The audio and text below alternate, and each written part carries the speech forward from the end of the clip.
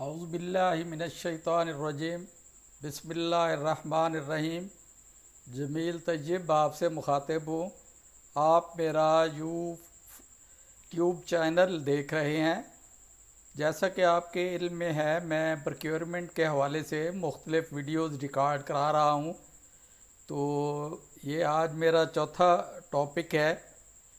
तो ये मेरी वीडियोज़ लंबी ज़रूर होंगी, लेकिन मैं इनको शार्ट नहीं करना चाह रहा।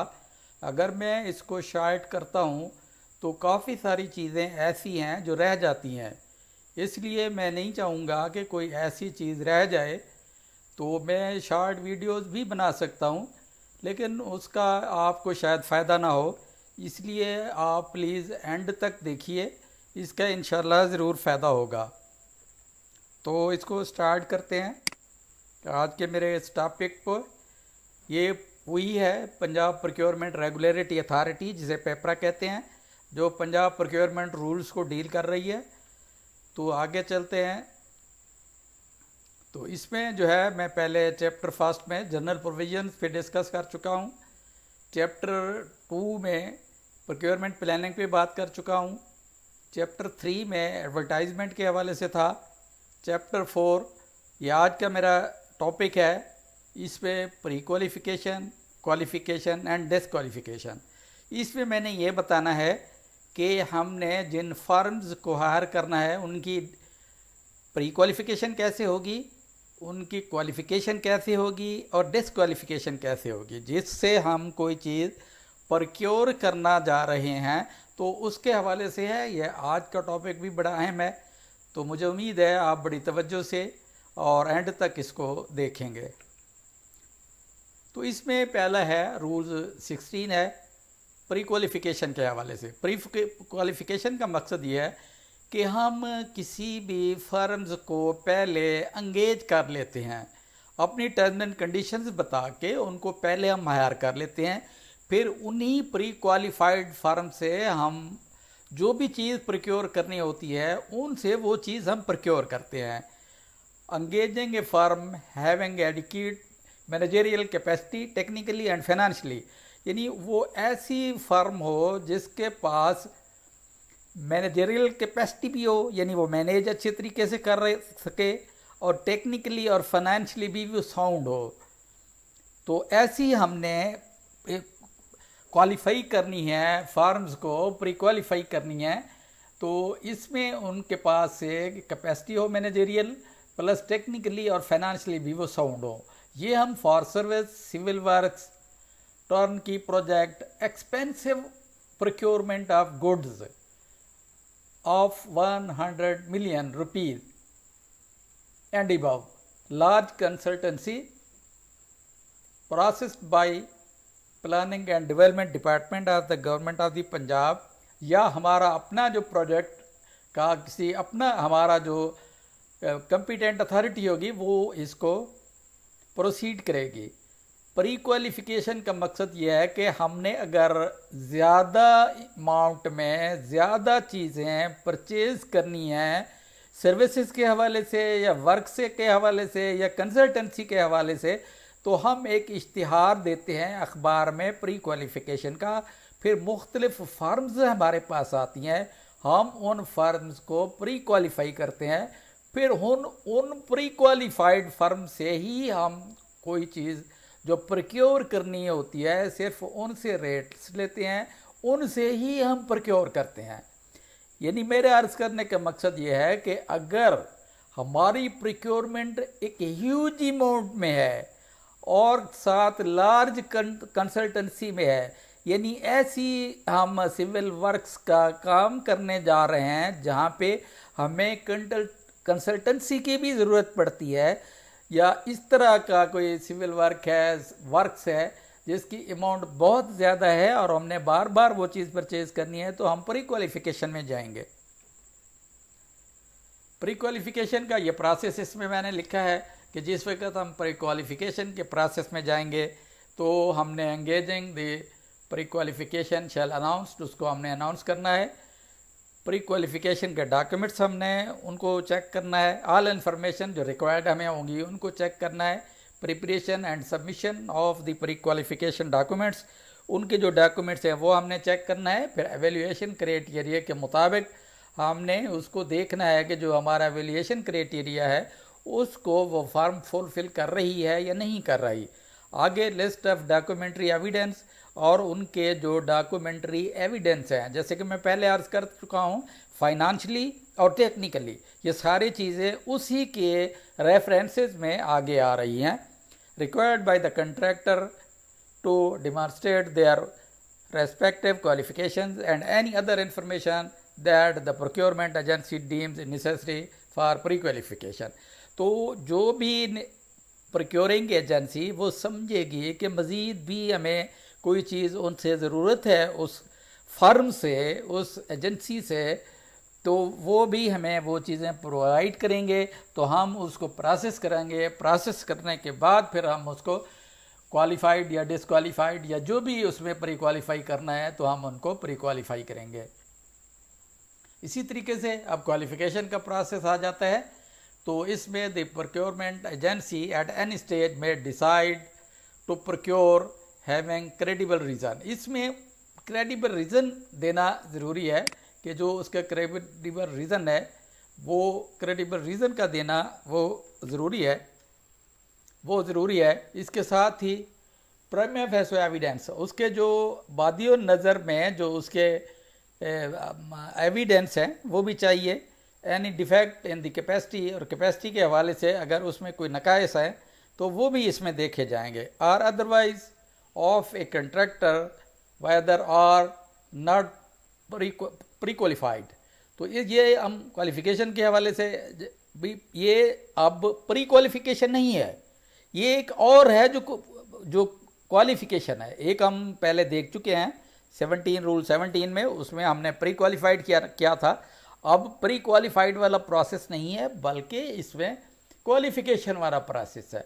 ये जो प्रोसेस है एट एनी स्टेज, ये किसी भी स्टेज पे जिस वक्त कोई प्रोक्योरमेंट एजेंसी चाहती है, डिसाइड करती है, तो वो उस सूरत में इसको वो अखबार में देगी, या जैसे वो पुराना एडवर्टाइजमेंट के हवाले से हम प्रोसेस ऑलरेडी अर्ज कर चुके हैं तो उसमें हमने उसमें देखना है। अब इसमें जो चीज़ देखनी है उसकी कैपेसिटी देखनी है, उसका जो क्वालिफिकेशन क्या है। पर required the contractor to provide such further information concerning the professional, उसके प्रोफेशनल के हवाले से जो भी डॉक्यूमेंट्स हैं, उसके टेक्निकल के हवाले से डॉक्यूमेंट्स हैं, या फाइनेंशियल के हवाले से डॉक्यूमेंट्स हैं, या लीगल के हवाले से हैं, या मैनेजरियल कंपिटेंसीज़ के हवाले से हैं। उसका इसका मतलब ये है इन चीज़ों का कि क्या जो प्रोफेशनल फॉर्मेलिटीज़ हैं उस क्वालिफाइड के पास जिससे हम प्रोक्योर करना जा रहे हैं, जैसे उसका इनकम टैक्स के हवाले से वो फॉर्म रजिस्टर्ड है या नहीं, जीएसटी के हवाले से वो रजिस्टर्ड है या नहीं, इसी तरह टेक्निकल के हवाले से उसके पास वर्क फोर्स कितनी है, अगर फाइनेंशियली है तो उसमें उसकी हम बैंक स्टेटमेंट देखेंगे कि बैंक स्टेटमेंट में उसके पास इतनी अमाउंट भी है जितना हम प्रोक्योर करना जा रहे हैं। कहीं ऐसा तो नहीं है कि उसके बैंक स्टेट में अमाउंट कम है लेकिन हम जो प्रोक्योरमेंट करना जा रहे हैं वो ज़्यादा अमाउंट है। इस तरह लीगली ये देखना है कि उसका जो लाइसेंस है या उसकी जो इन्वेस्टमेंट जहाँ से उसने इन्वेस्टमेंट कराई हुई है, क्या वो लीगली वैलिड टाइम पे है या नहीं है। उसका टाइम भी हम देखेंगे कि उसमें वो एक्सपायरी तो नहीं है। अगर एक्सपायरी है तो उसको भी हम नहीं जाएंगे। और मैनेजरियल कंपिटेंसीज़, उसकी कंपिटेंसीज़ जो हैं, उसकी अहलियत जो है काम करने की वो कितना है। तो इसमें ये क्वालिफ़िकेशन के हवाले से है। जिस वक्त हम किसी फर्म से कोई चीज़ प्रोक्योरमेंट करेंगे तो उसमें ये सारी चीज़ें, जिस वक्त हम देखेंगे कि हमने ये चीज़ें प्रोक्योर करनी है तो उस वक्त इन चीज़ों का जहन में रखना होगा। अब डिसक्वालिफिकेशन है, यानी एक क्वालिफिकेशन थी, एक अब डिसक्वालिफिकेशन है। तो इसमें ये 2-3 ग्राउंड्स हैं जिस पर हम उसको डिसक्वालीफाई करेंगे। डिसक्वालीफाइंग कंट्रैक्टर ऑन द ग्राउंड्स, वो अगर हमें प्रोवाइड फॉल्स, अगर गलत वो चीज़ हमें फॉल्स स्टेटमेंट को देता है, फैब्रिकेटेड है या मटेरियली इनकरेक्ट है, अगर वो इनकरेक्ट है इंफॉर्मेशन उसकी, तो तब भी हम उसको डिस्क्वालीफाई कर देंगे। ये डिस्क्वालिफिकेशन क्या है, वो उससे नाअहल हो जाएगा। तो आगे चलते हैं। डिक्लेरेशन ऑफ इन एलिजिबिलिटी, नाअहली, यानी पिछले प्रोसेस में जिस वक्त हमने देखा कि वो उस पर पूरा नहीं उतर रहा, तो हम अब उसको इन एलिजिबिलिटी, नाअहली की तरफ ले आएंगे कि वो नाअहल है। लेकिन उसके लिए ज़रूरी होगा, ब्लैक लिस्टिंग करने से पहले ये ज़रूरी होगा कि हम जो ब्लैक लिस्टिंग का चैप्टर है उससे पहले, ब्लैक लिस्ट करने से पहले हमने उसको एक मौका देना है पर्सनल हेयरिंग का। उस फर्म को, उस बिडर को, उस वेंडर को हमने एक मौका प्रोवाइड करना है कि जो हमने उस पर एलिगेशंस लगाए थे, खा वो टेक्निकली थे, खा वो फाइनेंशियली थे, खा वो लीगल थे, अगर वो ब्लैक लिस्ट होता है तो ब्लैक लिस्ट के हवाले से आगे आएगा तो किसको हम ब्लैक लिस्ट करेंगे। लेकिन उसको ब्लैक लिस्ट करने से पहले या डिक्लेरेशन ऑफ इनएलिजिबिलिटी से पहले हम उसको एक मौका देंगे। May be provide the opportunity to the firm for personal hearing, declaring through notification and applicant for pre-qualification as ineligible for participating in any public procurement। तो वो जो दूसरी प्रोक्योरमेंट्स होंगी, पब्लिक प्रोक्योरमेंट, वो उनमें पार्टिसिपेट नहीं कर सकेगा क्योंकि उसने फॉल्स स्टेटमेंट्स दी होंगी, उसने फॉल्स इंफॉर्मेशंस दी होंगी। तो इस हवाले से हम उसके डिक्लेयर करेंगे। तो डिक्लेयर एंगेज डायरेक्टली और through an agent in corrupt practice, वो बजाते खुद या उसका कोई एजेंट इन्वॉल्व है करप्शन में, तो तब भी हम उसको डिक्लेयर करेंगे इन एलिजिबल। और ये जो नोटिफिकेशन हम इशू करेंगे, उस नोटिफिकेशन की copy, the copy of the same may be send to the firm and authority. ये अथॉरिटी को भी हमने इसके नोटिफिकेशन की कॉपी वो भेजना होगी। तो आगे रूल्स 21 है ब्लैक लिस्टिंग के हवाले से। तो जिस वक्त हम देखेंगे कि वो तमाम इन एलिजिबिलिटी के हवाले से वो इन एलिजिबल हो गया है, तो हम उसको नेक्स्ट ब्लैक लिस्ट कर देंगे। ब्लैक लिस्ट जिस वक्त करेंगे तो उसके लिए ये इसमें है फॉर ए स्पेसिफिक पीरियड, उसको हम एक ख़ास पीरियड के लिए ब्लैक लिस्ट करेंगे, फॉर एवर उसको ब्लैक लिस्ट नहीं किया जा सकेगा। डिबारिंग ए बिडर और contractor from participating in any public procurement process, तो हम उसको डिबार कर देंगे, उसको मना कर देंगे, वो जो है किसी और पब्लिक प्रोक्योरमेंट प्रोसेस में पार्टिसिपेट नहीं कर सकेगा। अगेंस्ट एक्सेप्टेड स्टैंडर्ड्स, अगर उसने कोई एक्सेप्टेड स्टैंडर्ड्स थे उसके मुताबिक उसने काम नहीं किया, तो तब हम उसको ब्लैक लिस्ट कर देंगे और बेस्ट प्रैक्टिस या उसने सही काम नहीं किया। आगे है fail to perform his obligations, जो उसका अपना मकसद था परफॉर्म करने का, उसमें वो फेल हो गया है। आगे है not perform the contract up to the mark, जो काम उसके ज़िम्मे था, वो प्रोक्योरमेंट के हवाले से था या सर्विसेज के हवाले से था या सिविल वर्क्स के हवाले से था, तो उसमें वो सही मायने में परफॉर्म नहीं कर सका, तो हम उसको ब्लैक लिस्ट कर देंगे। आगे इसी तरीके से induced in any corrupt practices, अगर वो करप्ट प्रैक्टिसेस में इन्वॉल्व्ड है तो उस सूरत में भी हम उसको ब्लैक लिस्ट कर देंगे।